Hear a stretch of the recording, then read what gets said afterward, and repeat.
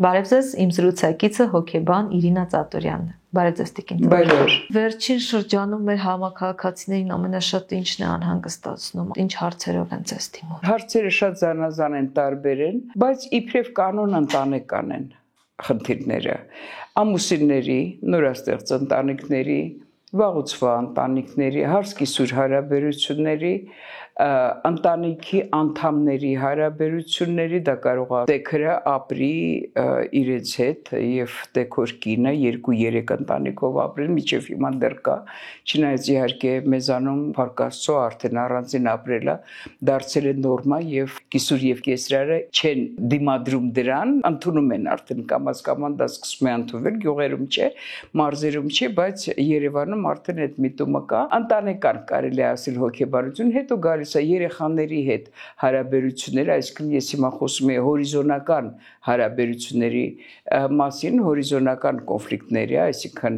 երբ որ նույն սերնդի մարդիկ են, ասենք թե ամուսիններն են կոնֆլիկտի մեջ, բայց կա նաև ուղղահայաց կոնֆլիկտներ, երբ որ ասենք թե այ հարսկիսուրը դա ուղղահայաց կոնֆլիկտ է, երեխաներ ծնողներ դա ուղղահայաց կոնֆլիկտ է, նաև դա է լինում եւ բացի կոնֆլիկտներից էլ հոգեբանական խնդիրները լինում են նրանից, որ երեխաները հիմա այնքան շուտ են զարգանում, աճում, որ ծնողը ուղղակի չի հասցնում։ Իրեն թվում է, որ բարիկը դեռ ոչ մի բան չի հասկանում, բայց նա արդեն ինտերնետից ուղղակի 3 ժամը 9-ի երեկոյան հեռախոսով իմ այցելությունը հենց այդ բաների շուրջն էր, որ 5-6 տարեկան երեխան արդեն շատ պահաճկոտ է դարձել, նա էս է ուզում, այն է ուզում եւ ծնողը չի իմանում ինչպես իրեն ասում, չեմ ուզում երեսով տալ, չեմ ուզում պատժել, չեմ ուզում ծեծել քավլիցի եւ ասում չգիտեմ ինչ անեմ, որովհետեւ երեխան իրեն խայտարակ էր պահում։ Կարևոր թեմա է եւ կանք ընդհանրապես դաստիարակության հետ կապված ծնողական սխալներ, որոնք կարող են երեխաների անինքնավստահության կամ հոգեբանական խնդիրների պատճառ դառնալ։ Որոնք են դրանք։ Գիտեք, ծնող-երեխա հարաբերությունները եւ հոգեբանական մասը եղել է միշտ։ Ուղղակի ավելի մեծ տարիքի օրինակի համար իմ պարագայում ես էլ եմ ունեցել իմ ծնողների հետ կոնֆլիկտներ իհարկե, բայց իրենք շատ ավելի քիչ էին, որովհետեւ ամեն երեխան առաջի հերթին իր ժամանակի երեխան է, հետո նոր իր ծնող է։ Ծնողի դա դժվար է հասկանալ։ Նա ասում է, խայտարակ նախադասություն կա, ես իրան պիտի կոտրեմ։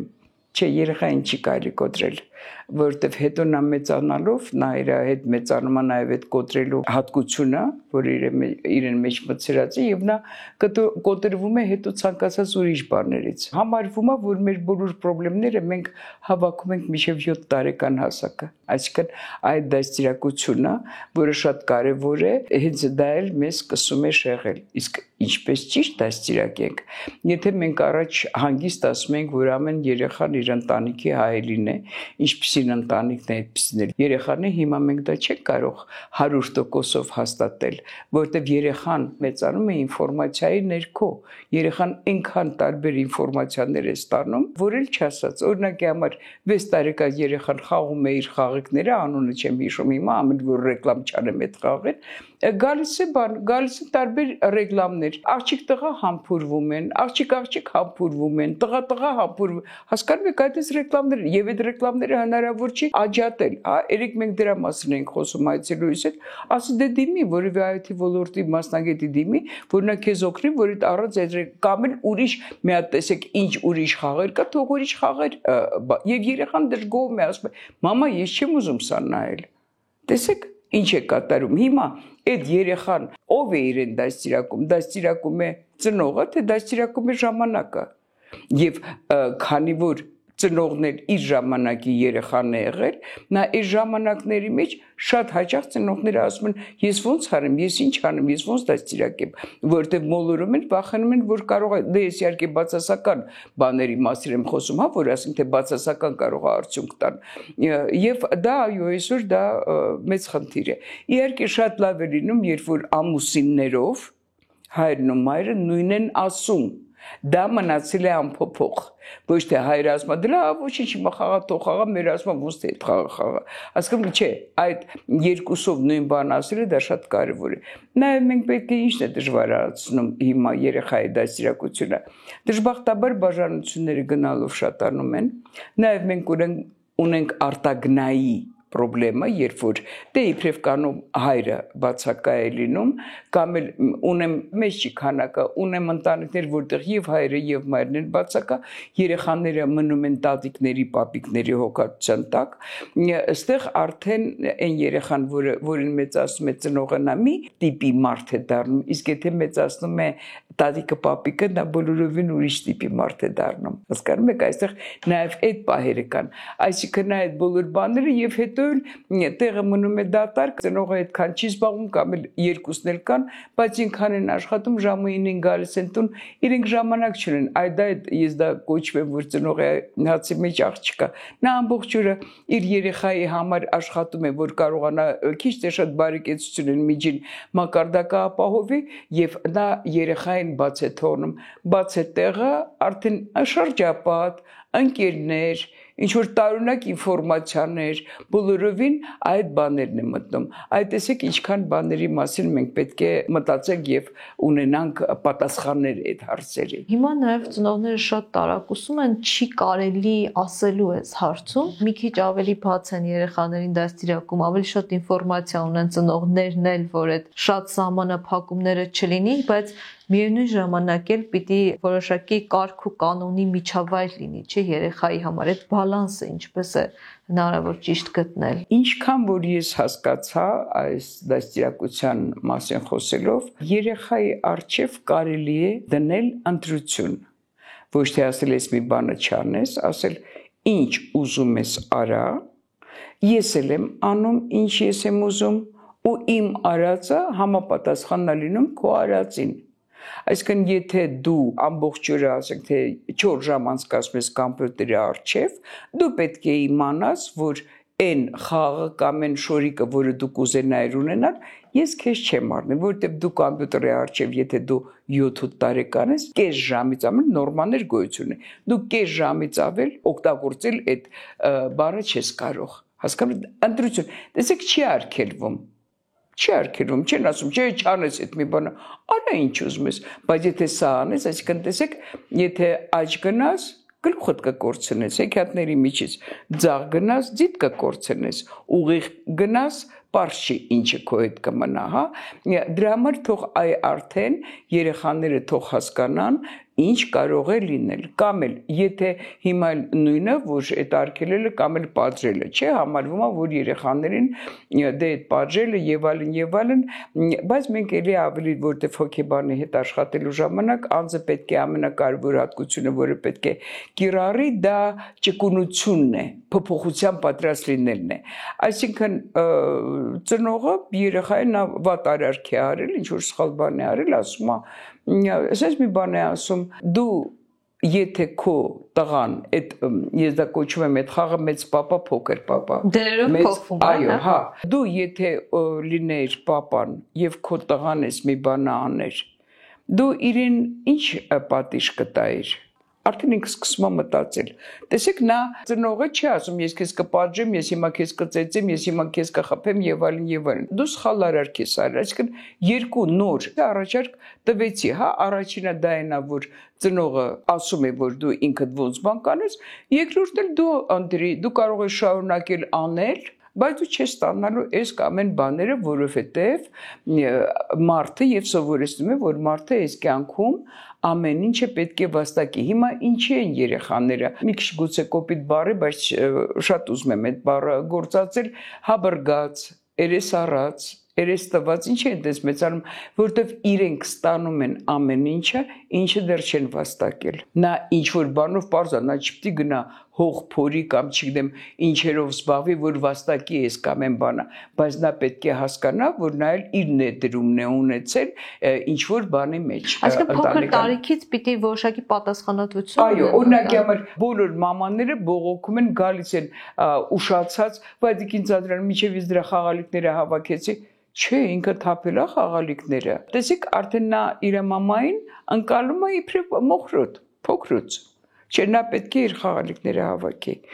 Սկզբից մամայի օգնությամբ, հետո արդեն ինքնուրույն։ Ամեն դեպքում շատ այսպես մեծ հաջողությունների ավելի հաճախ հասնում են մարդիկ, ովքեր փոքր տարիքից դժվարություններ են տեսել։ Դե խնդրեմ։ Այո, որովհետև ինքը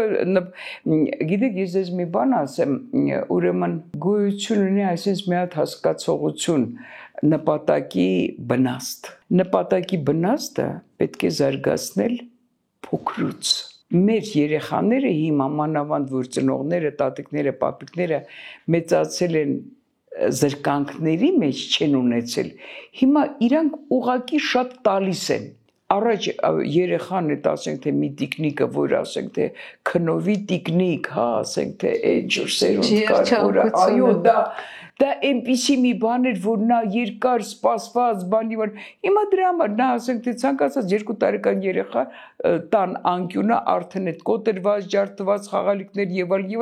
եւ խնամելն էլ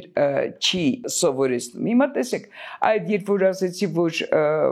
նպատակի բնազդը պետք է զարգացվի, որ ամեն երեխան պետք է հասկանա,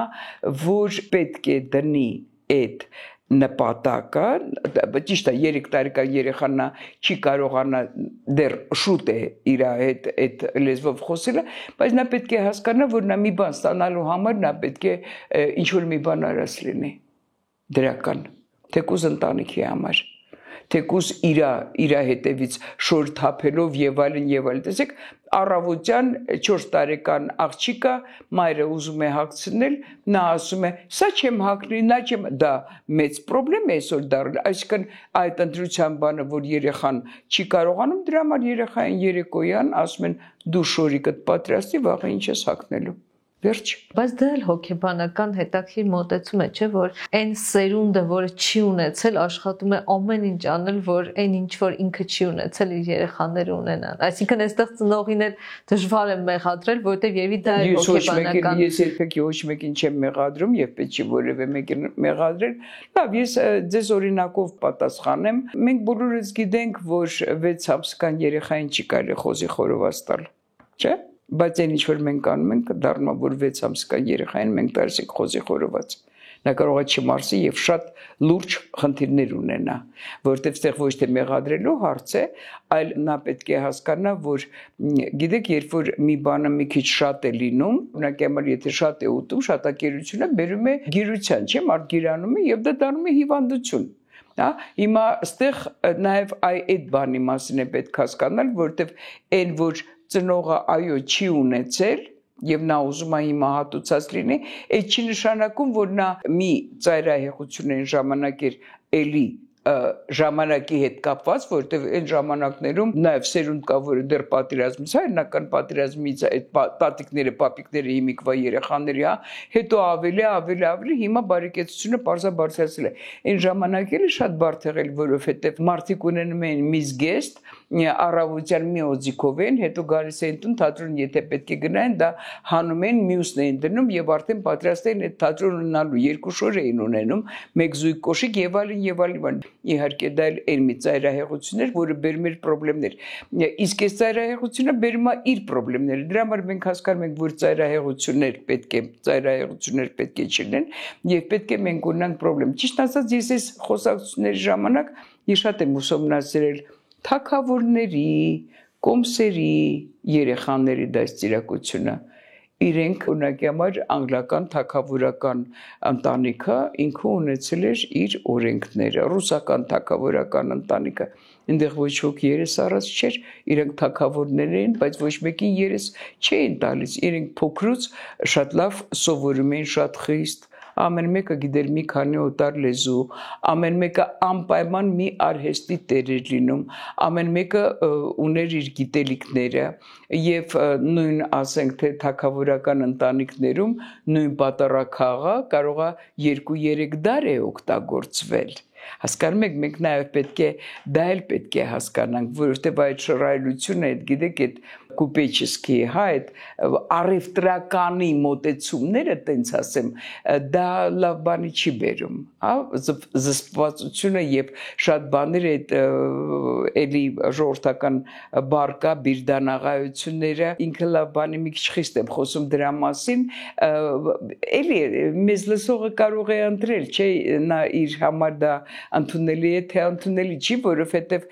հետո ես աշխատում եմ հետևանքների հետ, 16 6 տարի շփացած երեխա են մեծացում, գալիս են ուզում են երկու այցելության մեջ, որ այդ երեխան փոխվի, լավոց կփոխվի։ Այնպիսի դեպքեր են լինում, որ այսպես շռայլ մեծացած երեխան, հետո այս օրենքը, որ դուրս եկավ, ընտանեկան բռնության երեխաների նկատմամբ խտրականությունների բան, զանգ է տալիս պոլիս, ասում են ինձ ծնողս պատժել է։ Գալիս են երեխային տանում են եւ օտարում են ընտանիքից, բայց բաները Հայաստանում այդպիսի դեպքեր լինում են։ Շատ։ Ես մեն ունեցել եմ երևի մի 5 դեպք։ Երբ երեխան զանգել, իսկ ինչ պատժի մասին է գնացել խոսքը։ Դուրը չի եկել ծնողը, որ մի քիչ խստություն է ցուցաբերել, զանգել ասել է ինձ պատժել է։ Սուտ է ասել։ Իբրև կանոն ճիշտ է չի ասել։ Այսինքն չափազանցնում է։ Այո, չափազանցում է, որ դա բան լինի։ Իրենք էլ փորձում են ծնողին պատժել այդ Դե տարբերակով։ չէ, երևի այն դեպքերը, որ ինձ էր հայտնի, ծնողներին չէին պատժում, ուղղակի սենց նայում են, ասում են, լավ, բան, շատ խիստ բաներ։ Երեխայի մոտիվացիան, այդ պահին երեխան էլ փաստորեն այդ քայլով փորձել է Այո, ծնողին պատժել։ երեխային էլ տեսեք, այսօրվա նոր դաստիարակությունը այնպեսին է, որ երեխային ասում են, որ դու կարող ես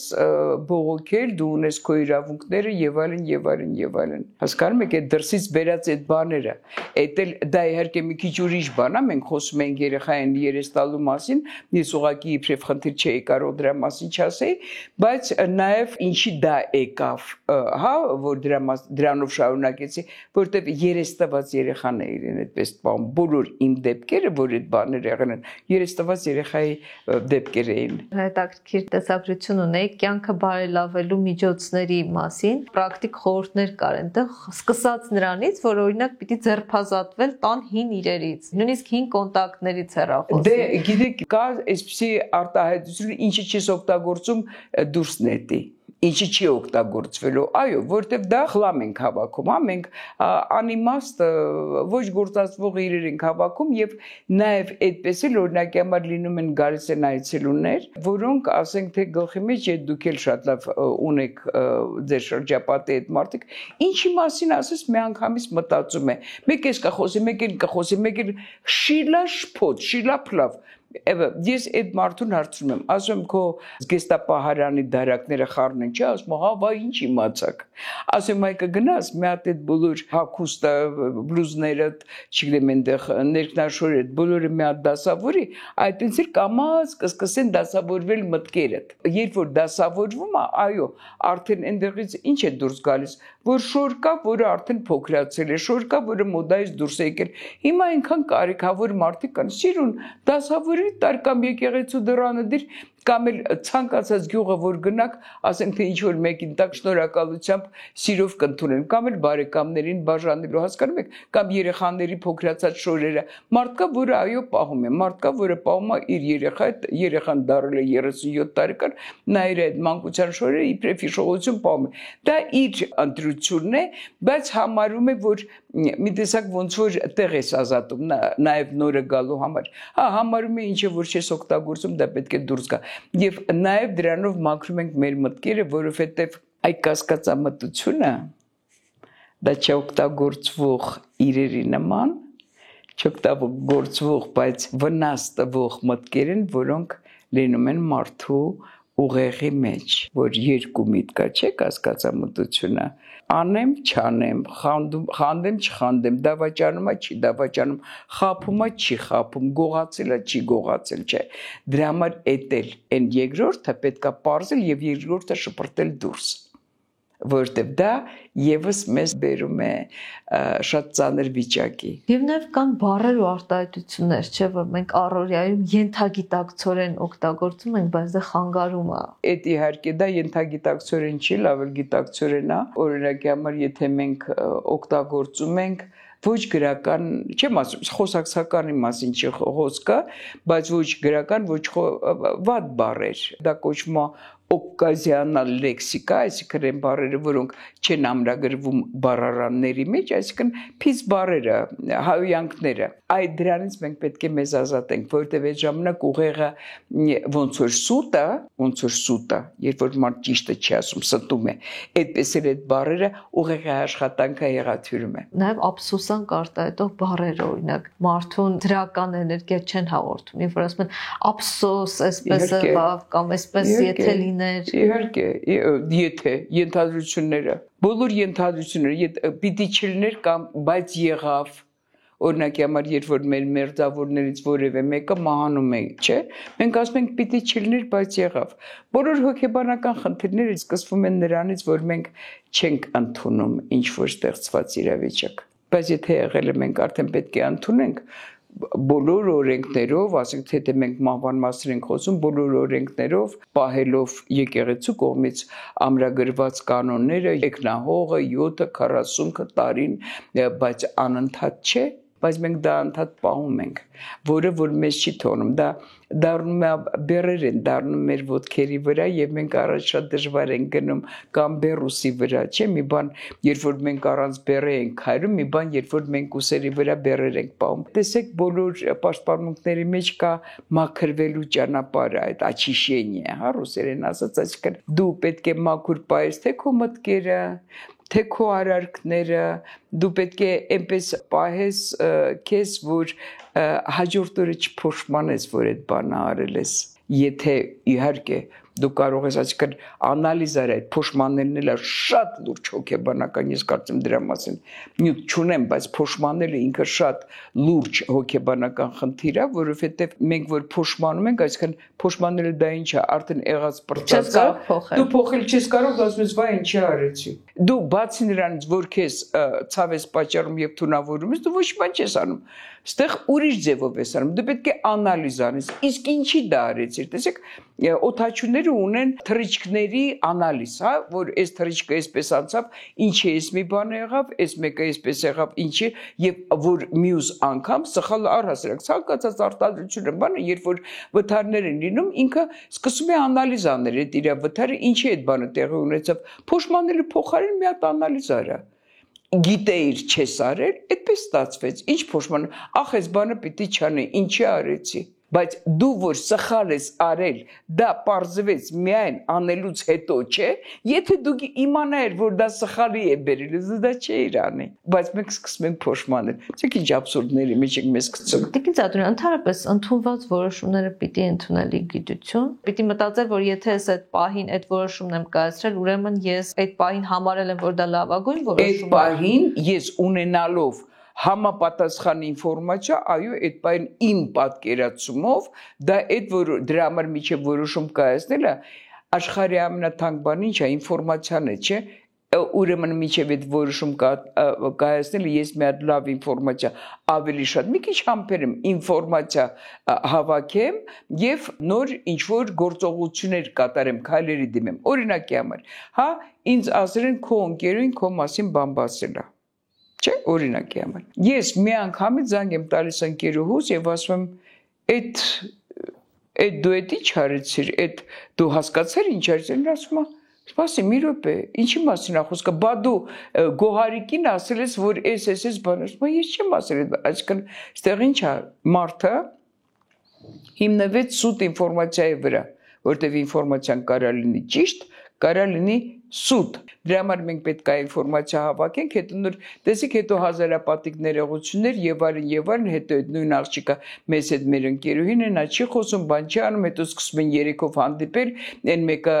մի խոսքով դառնում է բան, ընդհանրապես որովհետեւ մենք հիմնվել ենք ոչ ստուգված ինֆորմացիա, կա սուտ ինֆորմացիա, իսկ այ չստուգված ինֆորմացիա։ Եթե ստուգում ես, նոր ես իմանում, նա սուտն էր, թե ճիշտ էր։ Այ մենք դրա համար պետք է սովորենք նաև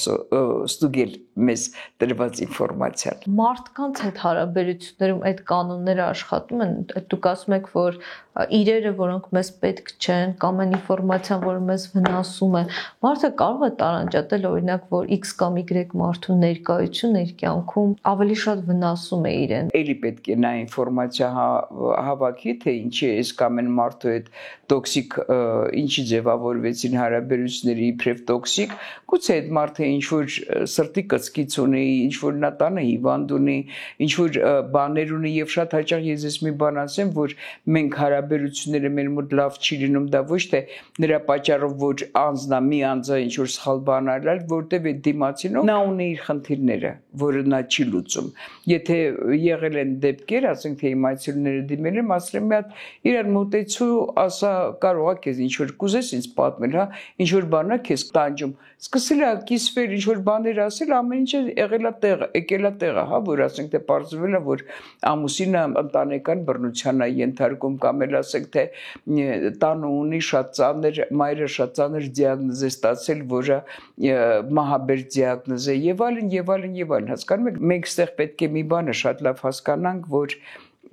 մենք պետք է մարդուն զանազանենք իր խնդրից, որովհետեւ եթե մարդը չի ունենում խնդրեմ, ինքը լինում ամենալավ մարդը։ Բայց կան այդպիսի մարդիկ, որ չունեն խնդիրներ։ Բայց կան մարդիկ, որոնք խնդրեմը կարողանում են ցույց չտալ, իր մեջ է պահում, բայց մարդ կա, որը այո, ինքը դա տարածում է եւ այլն, այստեղ էլ տարբեր ստրատեգիաներ է, ստրատեգիաներից մեկը հետ ուղակի խոսել, մյուս ստրատեգիան, եթե տեսնում եք հավես չունեք, հիմա դուք իր հոգեբանը չեք, ուղակի հարաբերությունները բերում եք այն մինիմալի, բարև բարելույս եւ ոչ ավելին, բայց եթե հետը աշխատում եք այդ մարդու, ուրեմն դուք պետք է ինչ-որ հետևություններ անեք, որտեղ այսպես թե այնպես մտնում եք կոնտակտի մեջ։ Եթե տոքսիկ հարաբերությունները գալիս են ամենամերձավոր բարեկամների կողմից, հա, ասենք թե մեծացել է մայրիկը, մեծացել է, մեծահասակ է դառել, սկլերոզի տակ բաներ է մոռանում, նույն բանը կրկնում է, ասում է դուք բան չեք հիշում, ես եմ հիշում եւ այլն եւ այլն։ Մենք պետք է հասկանանք, որ մենք գործ ունենք դիագնոզի հետ եւ չներվային անանք ինչի համար, որտեղ մենք չենք ծվել տարապելու համար։ Մենք ենք ընտրում այդ ռեակցիան։ Հանդուրժող լինենք, հասկացող լինենք նաև ինչի համար, ոչ թե այդ մարդու համար, այլ մեր առանց էլ մեր կյանքը հիմա շատ ստրեսագին է, մի հատ էլ ավելորդ մեր գլխին հավաքենք, մենք կարող ենք, չէ՞, մենք ասում ենք, վայ, չկարողացա ինձ զսպել, կարողացի քեզ զսպել։ Տեսեք,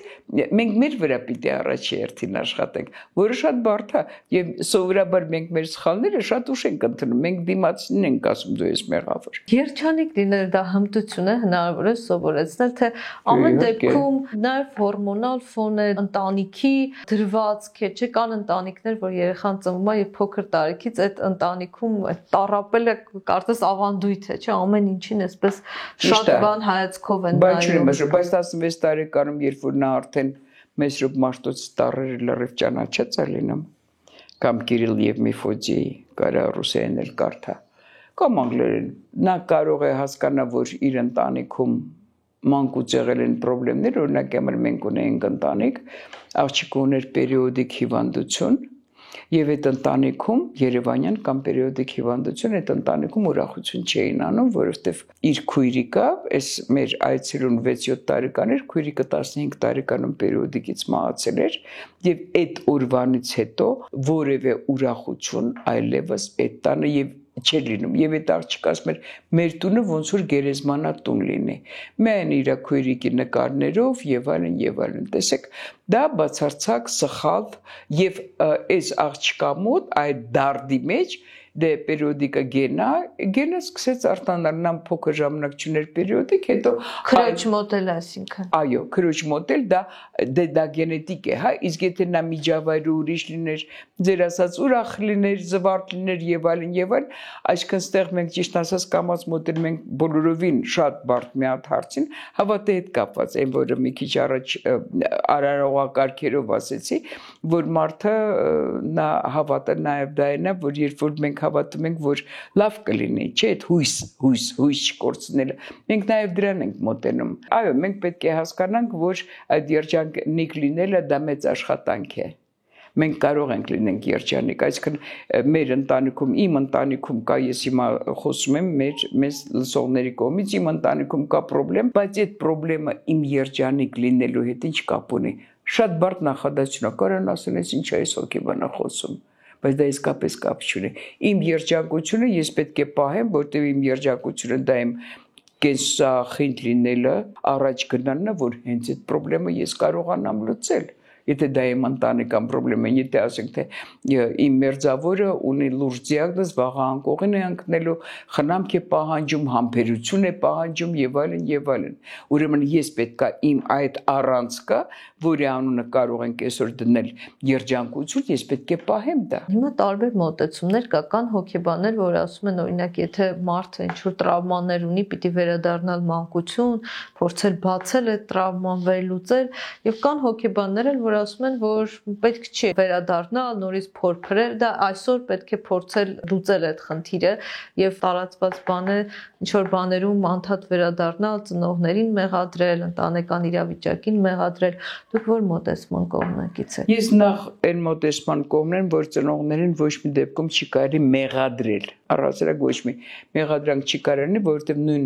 ձևով քեզ վաղը կմեղադրեն։ Ծնողդ այդքանը գիտեր, այդպես է դաստիարակել։ Այս բանը այդպես կարող էր անել։ Ինքը միջին ծնողը, մանավանդ հայ ծնողը, դե մենք քչականակ ենք, մեր պոպուլյացիան շատ քիչ է եւ ծնողը վերցնում է վարկեր ուսման համար, հարսանիքի համար, այդ ինքնազոհ մատաղդ լինեմ, դա այդ հայ ծնողին շատ բնորոշ է։ Նա այդքանը գիտեր, այդքանն է արել։ Դա մեկը։ Երկրորդը, եթե մենք այդ Աստվածաշունչ գոնե մի անգամ բացել ենք, այնտեղ գրած է, դա 10 պատվիրաններից մեկը, որ մենք պետք է մեր ծնողին հարգենք։ Հիմա ես մի քիչ ավելի եմ խորացել այդ ծնող երեխաներ հարաբերությունների մեջ այդ տեսակետից։ Մենք նաև դրանով օրինակի համար շատերը ասում են, ես իմ տատին ատում եմ կներեք կոպիտ բառի համար, բայց մենք դրանով մեր գերդաստանի պաշտպանություններից զրկվում ենք։ Ինչ է նշանակում տատին ատում եմ։ Ինչպես է մեկնաբան, գուցե իրենց ծնողի հետ վատ է վարվել։ Դե ասենք թե տատը ուներ 7 թոռ, այն 3-ին ավելի շատ էր սիրում, այս մեկին որը ատում է, դե 4-րդ կամ 5-րդ տեղն էր։ Հիմա դու կարաս ասես դες տատես խելքը այդքան էր, էլի որ կարար ջոգողություն դնել, բայց նա ամեն դեպքում, եթե արմատը ծառը ատի իր ճղերի վրա կարա խնձորաճի չի կարող, չէ։ Մենք արմատը ատելով բացասական էմոցիա ենք տալիս եւ ինքը սկսում է չորանալ։ Հետեւաբար, եթե ինքը չորանում է, մեր սնունդը որտեղից պետք է գա։ Դա էլ չէ պրովոկացիա, որ ասենք թե մենք ունենում ենք, հա, թեկուզ ես քավլից ես չեմ սիրում մարդկանց եւ որևէ մեկին որակ տալու, այդքան հաջող մարդ չի լինում։ Հիմա որ ինքը հաջող չի, ես իրեն որ ատում եմ, ես դարձա հաջող, ես եմ դառնում, ես բացասական բաներով եմ չեմ լցվում, ուրեմն որտեղից որտեղ վարակը վերցնում եմ իմ վրա, չէ՞ փաստորեն ստացվում է, այդ ոնց է լինում։ Բայց դա շատ ծանր բեռ է եւ մարդիկ կան ամբողջ կյանքում այդ բեռով ապրում։ Նույնիսկ ասում են, որ X մարդուն իրենց վնասել է, այդ մարդը նույնիսկ մահացել է, բայց դու ամբողջ կյանքում ապրում ես այդ ցավով եւ այդ մտածողությամբ, որ այդ մարդը քեզ վնասել է։ Ելմե ջան, ես մի բան ասեմ, շատ հաճախ որոշակի բնավորության գծերը խոսում են մարդու մեջ եղած արդեն սկսվող կամ սկսված դիագնոզների մասին։ Դա արդեն ուղղակի բնավորության գիծ չի, որովհետև ատելությունը չի կարող լինի բնավորության գիծ։ Նա մեղք հիվանդություն կապի մեջ, որովհետև ատելությունը դա մեղք է, որը անպայման բերում է հիվանդությունների այն մարդու համար, որը ատում է։ Այդ մարդը ուրեմն ներել չգիտի, իրանել չի ներվի, վերջում ինքը իր մասին ասում է, ինձ զզվում եմ ինձանից։ Լսած կլինեք այդ արտահայտությունները։ Դե ատում եմ ինձ դա շատ քիչ է լինում, բայց զզվում եմ ինձանից շատ հաճախ է հնչում։ Տեսեք ինչ է դառնում։ Մարդը ինչով է զբաղված հիմա ինքնասպանությամբ։ Նա ինքը իրեն սպանում է։ Մարդիկ հիմա որ գալիս են ձեզ մոտ, հիմա ինֆորմացիան ավելի գիտակցված են գալիս, այսինքն ավելի շատ վերլուծած, ավելի շատ ինֆորմացիա ունեն, թե տարբերություն չկա, մարդկանց խնդիրները միշտ նույնն են եւ կան մարդիկ, որոնք ենթակա են այս աշխատանքի, կան մարդիկ, որոնք ենթակա չեն։ Դուք քեզ ովքեր ենթակա չեն։ Այն մարդը, որը փոփոխության չի գնում եւ չի ընդունում, որը ունի երկու կարծիք, մեկը իրանն է, մյուսը սխալ։ Կան մարդ, որը գալիս է հոգեբանի մոտ, որ ասես հոգեբանի մոտ գնաց է հոգեբանել ինչ օգնեց։ Բայց ես այդ մարդկանց առաջին հենց այցելության ժամանակ հասկանում եմ, ասում եմ կարող եք էլ չգալ, ինքը մանտրաժան գնում։ Դա ինչ է, կրթվածության պակասը, ինչի պակասը։ Կրթվածության հարցն էլ իհարկե կա մեջը շատ ուժեղ, բայց կարող է այդ կարգի մարդը ինքը իբրև կանոն նարցիս է լինում։ Նարցիս երևի լսել եք դա այդ ինքնահավան հա մարդ նա ուղղակի ոչ մեկին չի ուզում սովորի վերցնի եւ այլն նա համարում է որ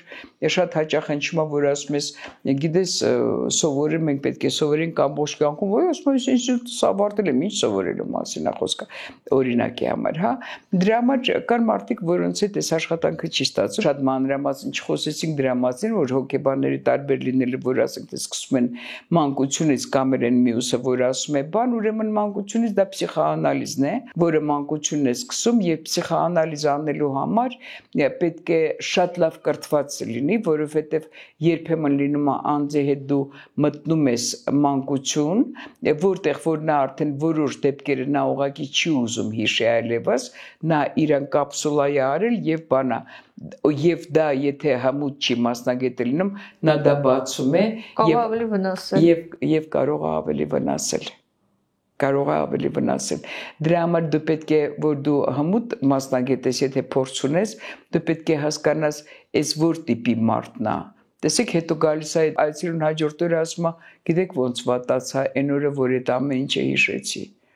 այսինքն եթե դու կարող ես իրեն հիշացնել որ մաքրվի ու գնա դու արա այդ մի բանը բայց եթե դու ուղակի վերքը բացեցիր եւ մեկ չիլ վրան աղլացրեցիր ուրեմն պետք է դրա համար է մեր մասնագիտությունը շատ բարդ եւ շատ նուրբ բժշկության բաներից ամենակարևորը մի վնասին է չէ այդ ամենակարևոր կարգախոսը մերը էլ ավելի նուր պետք է դու լինես որ հանկարծ եթե չես կարողանա տակից դուրս գալ դու ավելի լավ մի մոտեցի դրան ես ունեմ դրսում ապրող մարդ որը պսիխոանալիզի է գնում հետո սկսեց չգնալու զանգեց ինձ արդեն որտեղ ինքը այդ պսիխոանալիզը բաժանված ընտանիքից էր տղամարդ էր մայրն էլ մի խոսքով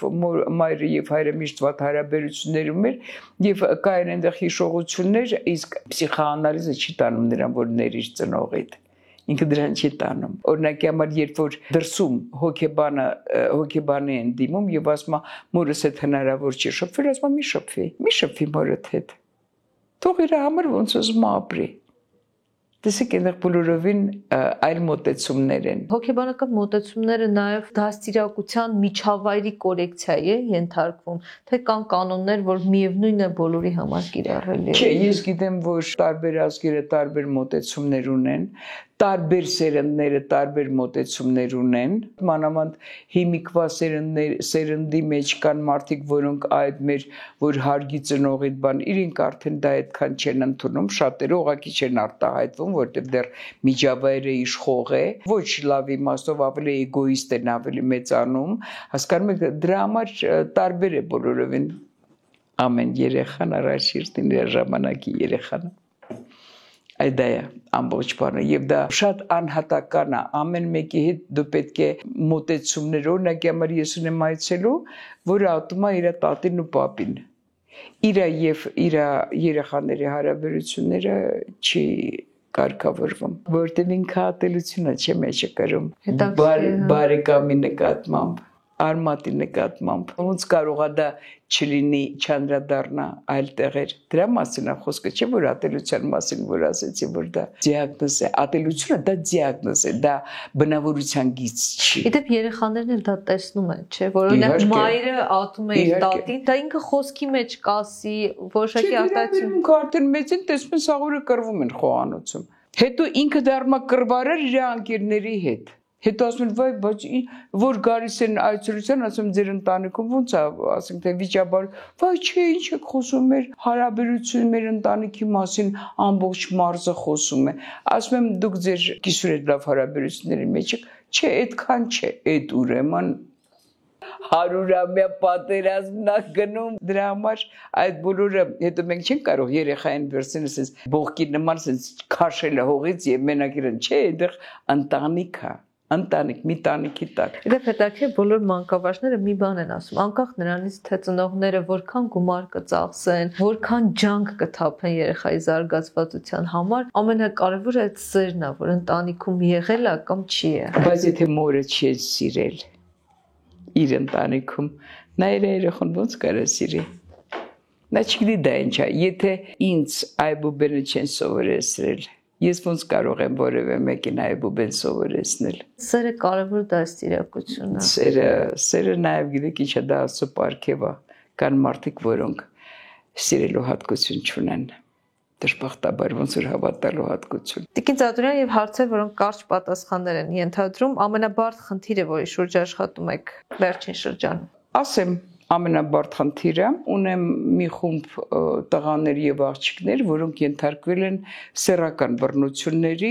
համասեռամոլության, եւ դա այսօր շատ բարդ խնդիրներից մեկն է, որ ես այդ երեխեքի հետո որ աշխատում եմ, ես հետո նույնիսկ կարողա հուզվեմ լաց լինեմ։ Դեպքերը հիմա շատացել են Հայաստանում, թե մարդիկ սկսել են բարձրաձայնել։ Չէ, մանկապարտություն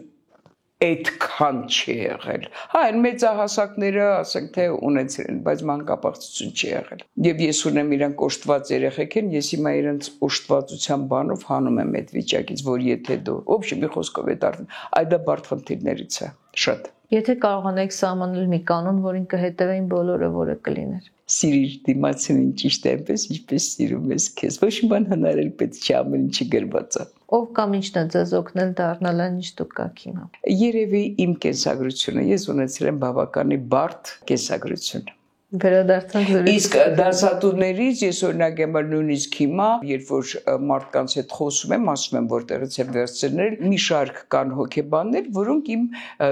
Զիգմունդ Ֆրեյդը, Մենինգետի, Յունգը, իրանք իմ դասատուներն են։ Էլդա Շոտոնա Գրինը իմ դասախոսը եւ ես շատ ուրախ եմ, որ ունեմ հնարավորություն իր անունը բարձրաձայնելու։ Եթե անցյալ վերադառնալու եւ մեկ բան փոխելու հնարավորություն ունենայիք, ինչը կլիներ։ Ոչ մի բան, ես ընդունում եմ իմ կենսագրությունը այնպեսին, ինչպեսին ինձ տրվեց, եւ շատ շնորհակալ եմ, որ ունեցա այդ բոլոր դժվարությունները, ես չէի դառնա այն, ինչը դառա։ Շնորհիվ նրան, որ հեշտ չէր իմ կենսագրությունը։ Ինչի համար ձեզ կարող են քննադատել ձեր մեջքի հետևում։ Դե եթե մեջքիս հետևն են, ինչի համար քննադատեն, կստացի, որ ես առաջ եմ իրանցից, թող քննադատեն։ Եղել են, շատ են եղել այդ դեպքերը, ուղղակի զգացել եմ, որ իրանց մասին խոսելով, մտածելով, իրենց պես չէ էներգիա տալ։ Ձեր տեսած ամենազդեցիկ տեսարանը։ Լենինականի մեծ սպիտակի երկրաշարժից հետո երեխեքի հետ աշխատելը, Ռուսաստան տարած երեխեքի հետ։ Դա ամենադժվարն էր մեկ, ու չգիտեմ որներ ավելի դժվար եւ վերջի պատերազմից հետո տղաների հետ, որը մեկը չուներ ձեռք, վլեյրանը ինքը ինձ թույլատրել է իր անունը տալ,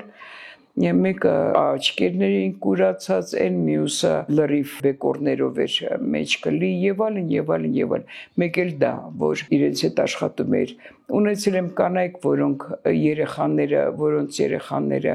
զոհվել են եւ որոնք հղիացան եւ բալիկներ ունեցան։ Երկու կին ունեի թերապիայի մեջ, դա դրանք են։ Եվ երրորդը երևի ոչ պակաս սանր շրջանը Հայաստանում ուզում էին 2004 թվին հոսպիս բացել քաղցկեղով եւ մնացած սանր հիվանդություններով մահամերձ մարդկանց հետ աշխատելը։ Աշխատել եք։ Այո, եւ դա շատ մեծ փորձ տվեց։ Ասենք այսօր գնում էի մոտը տուն էին գնում,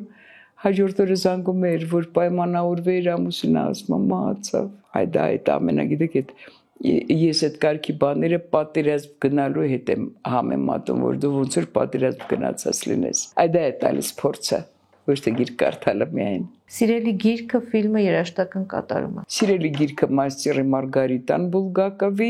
եւ Շեքսպիրի ցանկացած կամ Շեքսպիրը, հետո նոր Մաստերի Մարգարիտա, բայց Ագաթա Քրիստիին մոռացա, բա Գոգոլը դժվարանում եմ, այդպես երևի դե հիմնվում են առաջի պատասխանի վրա։ Մի բան էլ ասեմ, եթե ես չիմանայի համաշխարհային գրականություն, ես չէի կարողանա դառնալ այս հոգեբանը, որը դառա։ Մեզ լսող հոգեբանները երիտասարդ թող դա իմանան, որտեղ բոլոր սյուժեները հոգեբանական գրականության մեջ իրենք արդեն վերլուծված են։ Ինչ ասեցիք, սիրելի գիրքը, ֆիլմը, երաժշտական կատարումը։ Ֆիլմը երևի էլի Բուլգակովի Վասկը Բեկ մի հատ էս ֆիլմ կար, շատ ուժեղ ֆիլմ էր, դե Մաստեր Մարգարիտանի իբրև գործ եւ ֆիլմ։ Ասեցի, իսկ երաժշտությունը Գրիգնա երևի իմ ամենասիրելի Մամոնցրտի մասին ոչ ասես, բաբախի մասին ոչ ասես։ Դժվար է, գիտեք, այդ ինչ որ մեկին ընտրելը։ Վերջին հարցը դուք ասացիք, որ առանձնապես հետաքրքրված չեք ձեր մեջքի հետևում, ինչ կասեն, ընդհանրապես այդ գնահատելը ուրիշին եւ անընդհատ